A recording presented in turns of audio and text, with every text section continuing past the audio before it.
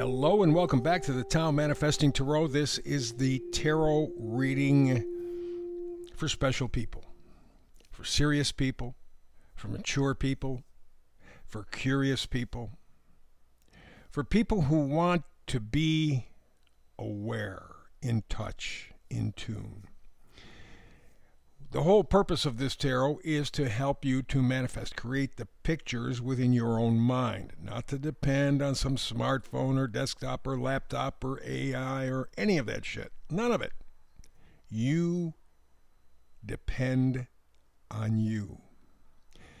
The kryptonite that human beings have over the robots up till this moment is that we are prescient. We are self-aware, which means we can manifest. We can take pictures, create scenes, create movies of our life. And that on a frequency level, which transfers to molecular level, you can impact your life, but you can do it positively and negatively. Always have that dichotomy. It can be good, it can be bad, it can be up, it can be down, just the way it is.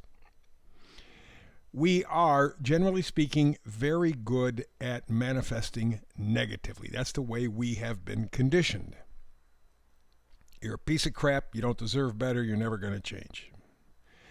And when that message gets conveyed, and especially in the first 7 years of life are the time that the baby gets programmed. In fact, the Jesuits have for hundreds of years said, show me a boy of 10 and I'll show you the adult. In essence, we're finding out from science that's true. You get to about 7 years of age, and I'll give you another clue as to when it happens. When a child quits believing in the tooth fairy, Santa Claus, Easter Bunny, those kinds of things. That means that the adult brain has formed enough to where the basic operating system has been installed, for good or bad. If your parents were assholes, guess what? You're probably going to be one too. And you'll never know it because it's installed into your basic programming. Same thing with good stuff. So for a majority of us, we have been told that we're useless, we're worthless, we've been dumbed down. It is historical, it is proven. In fact, latest numbers show that kids are graduating from college and they can't read very well, they can't write very much at all, and they can't do math. Well, then what the hell good are you? What was the education all about?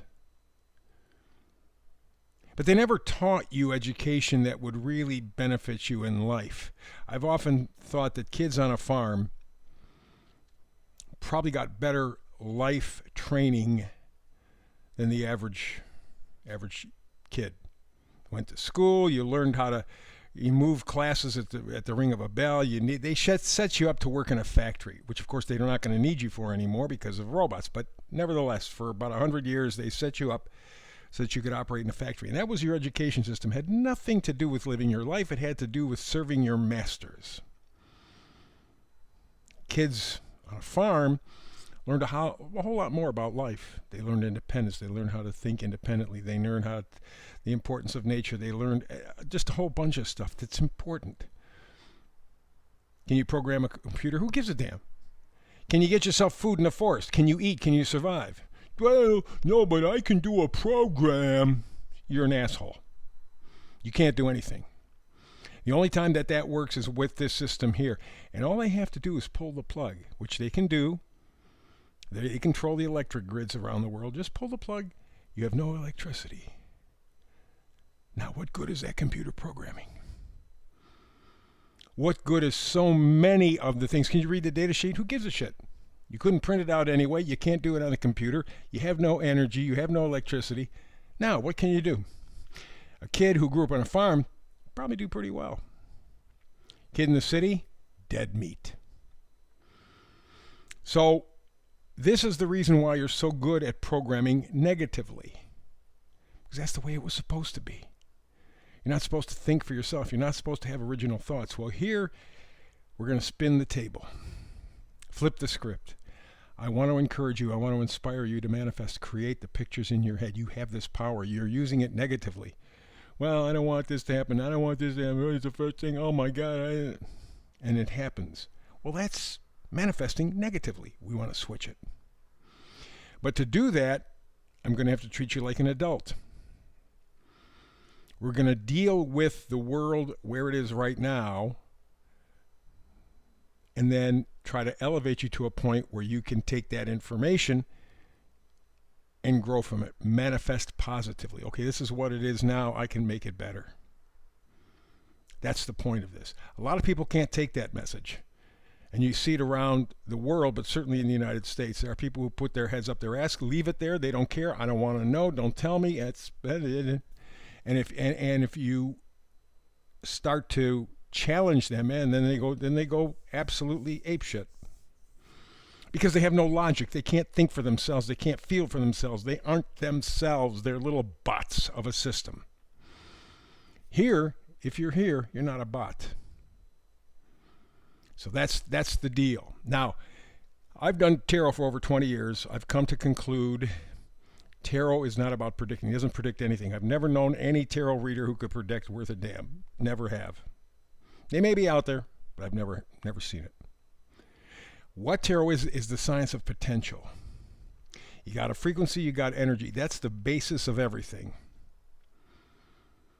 And if you can tune into that frequency, now you got some energy, you got some power. You got some juju. Okay? So tarot, science of potential. But for the past 50 years, I've done astrology and numerology. Come to find out, those are the science of cycles. There's no mystery about it. There's no Satan stuff about it. There's none of that. Anybody puts that kind of crap on astrology and numerology is a mindless moron. You can take a butter knife. You can spread butter on a nice good piece of toast, cinnamon toast if you want to. Ooh. Or you can poke somebody's eye out. It's your choice. Same utensil. Depends how it's used. And so I've come to the conclusion that numerology, astrology are the science of cycles, within cycles, within cycles, within cycles, ad nauseum. I mean just cycle. The idea is to distill that information, get the astrological and numerological jargon out of it, and present a message to the people who you're talking to that they can understand, they can access. Not that they're stupid, but you get all this jargon crap in between. Sextiles, conjunctions, we're doing this, we got this up here, nadir, we got the ascendant over to the descendant, the houses are spinning it. Stop.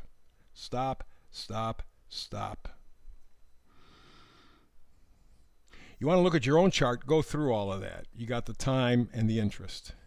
For the average person, I want them to manifest. I want them to create pictures. And so what I'm doing is using tarot as the funnel. But pouring information into that funnel will come from numerology and astrology because they are cycles. For example, a lot of talk about electronic coinage, electronic money. Kind of fascinating because there is a real trend here. And in fact, it's a Neptune trend of about 164 years. We start at 1873. That's when the gold standard was really heavily influenced. They took us off the silver. Fact is, silver, getting us off of the silver system was easier. Gold system stayed. 1913, however, when the Fed was initiated under very, very sneaky circumstances, 1913, the Fed said, we want a currency that's flexible, which means they can make up the price of whatever the hell it is any way they want it, up or down or sideways. They control the value of money. So in 1873, we take the first step. We get off of silver, now just strictly gold. And then 1913, they say, well, whatever we end up doing, we want to make sure it's flexible. Well, you can see just theft in the air at that point. 1933, they went a step further. Government recalled all of the gold. Every American citizen who had gold had to sell it back to the government for $20 an ounce, or they would go to prison, or be fined, or both. So 1873, we get off silver. 1913, the Fed says, yay, we want money we can play with in terms of value. We'll set the value. 1933, they take gold off the shelves of American citizens. 1971, that was when Nixon got us off of the gold standard. Finally, the Fed got what it wanted. No silver, no gold backing up our dollar. Now it was fake time. Woo! And by 2030, they want us on this system that is still fake. It's crypto. It's all numbers that they can create themselves. That pull them out of their ass doesn't make any difference. So starting at least from 1873, you can go farther back than that, but that's about a 160 or so year cycle. That's a Neptune cycle. Neptune is very vague. It is not solid. It is not specific. It's more imaginary. Take a look what happened to our money. 1873, no silver. 1913, the Fed says, we want stuff that's flexible. We can create it any way we want it. 1933, they take gold away. 1971, they get off the gold standard. And by 2030, we are simply pulling money out of our ass and getting away with it. Okay, that leads us to the reading for today. 4 cards from tarot. 1 in the middle is the oracle card. It says milk and honey. Now, back thousands of years ago, milk and honey, you literally could live off of milk and honey. They were organic.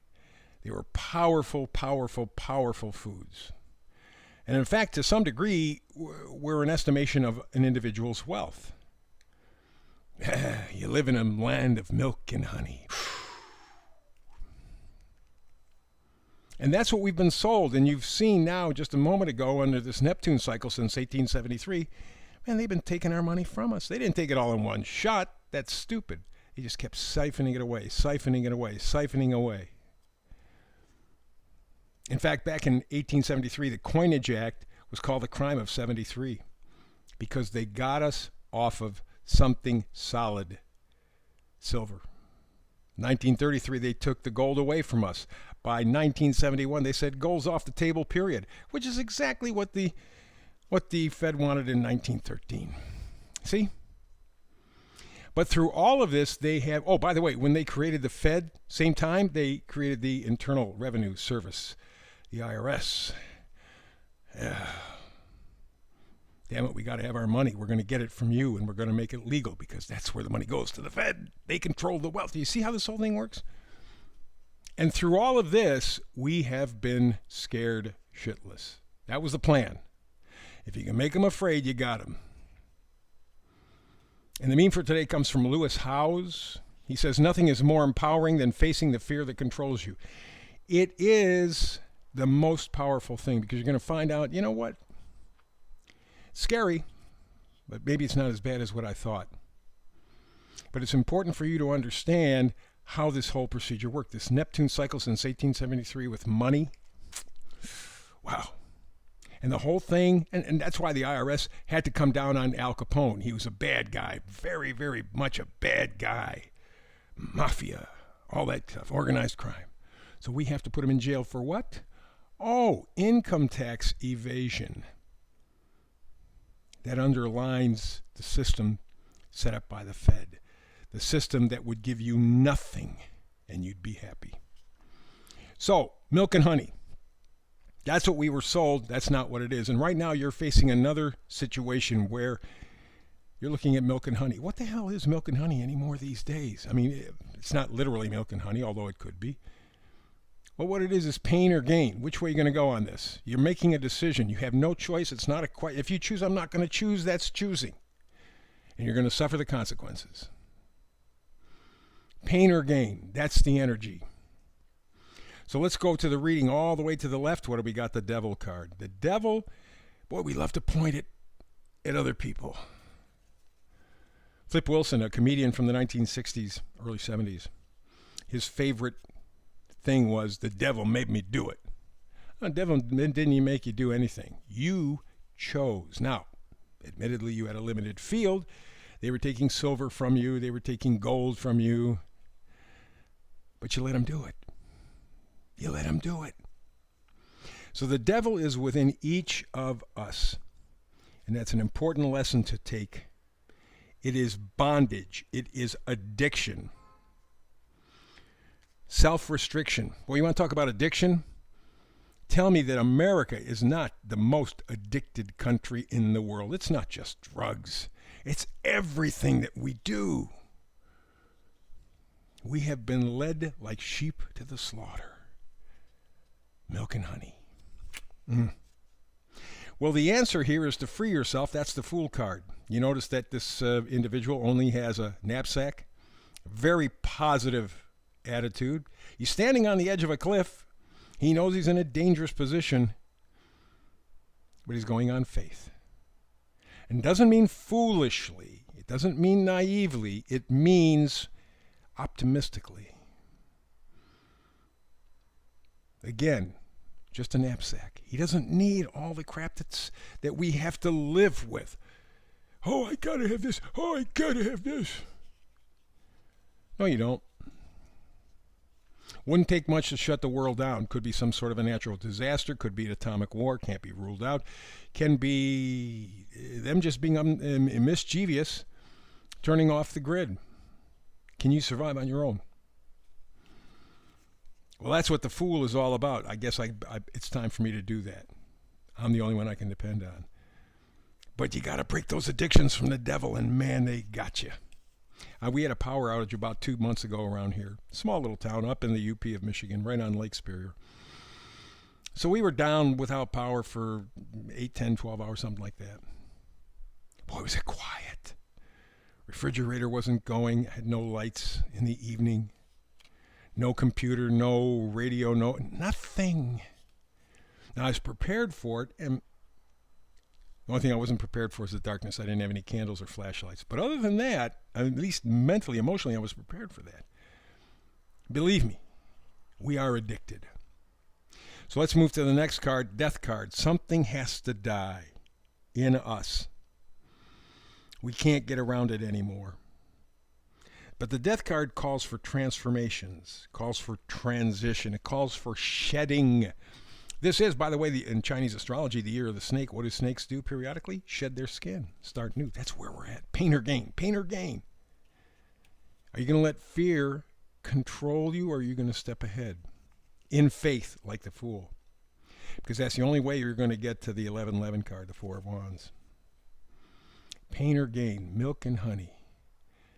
You want a better world? You want a better place? You willing to put up with some pain for gain? Or you're going to just sit there and let fear control you? Are you addicted to the point where you're suicidal? In other words, you see the end, you see an ending, but you can't stop yourself. I think that's where most people are. We'll see. We'll see. Anyway, that's the reading for today. Back again tomorrow with another Tao manifested reading. Please like, subscribe, and share. Like, subscribe, and share. I would appreciate it. Other than that, the next time you and I get together, let's do a little tarot, manifesting together. Between now and then, blessings.